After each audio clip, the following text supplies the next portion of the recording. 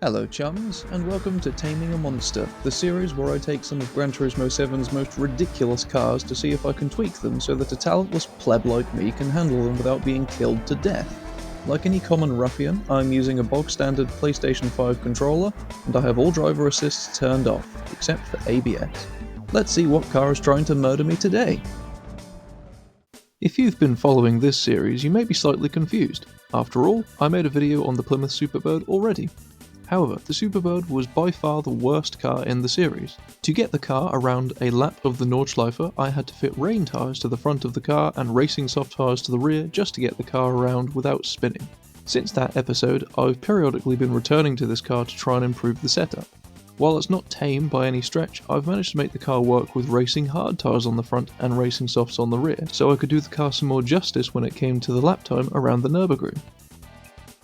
The primary tweak that helps this car remain more stable despite still having no downforce is the front toe-out angle. This effectively slows down the rate at which the car changes direction and generally improves stability, allowing the car to be stable enough to have fully slick tyres on the front instead of the less grippy intermediates.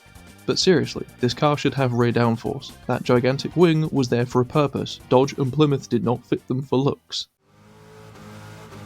Since this video is slightly different to the usual monster taming entries, I'll show the full lap of the Nurburgring. After all, I have to pad out this video to 8 minutes somehow. Since the car is harder to control on this tyre setup when compared to the original tuner with the intermediate tyres on the front, there were a few moments where the car did start to slide, and I only just managed to catch it. In some ways, this car is quite good fun on this setup, since it's stable enough to get around the track, but it's just about shit enough to be challenging, and thus rewarding to drive. Of course, none of this would be an issue if the developers represented this car more accurately. I blathered on about it the last time I covered this car, but it's been proven that that rear wing did indeed produce downforce, and so this car should have rear downforce out of the box. Not only that, but we should absolutely have a rear wing option to increase that downforce further, much like the Sierra Cosworth or the Mercedes 190e, which both have wing options that look stock but add downforce. If this car had high rear downforce numbers, it certainly wouldn't have the reputation it currently does for being so awful. It's a shame because I love the Superbird. Oh well.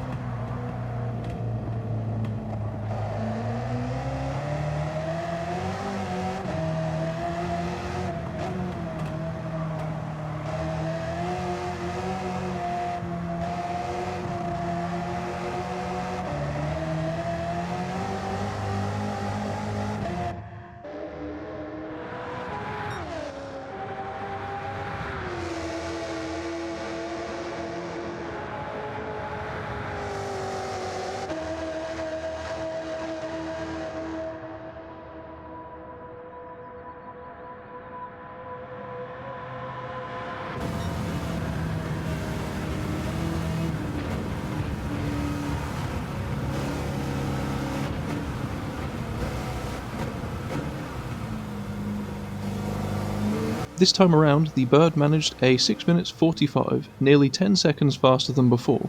Annoyingly, it's still not moved up any further on the leaderboard, meaning this oversized turkey is still only faster than a K20 swapped Mini. So, I hope you enjoyed that low-effort one-off video. The V8 swapped Toyota MR2 will be coming next. Thank you very much for watching, and if you're feeling particularly generous, I would greatly appreciate your subscription. Take care, and ta-ra.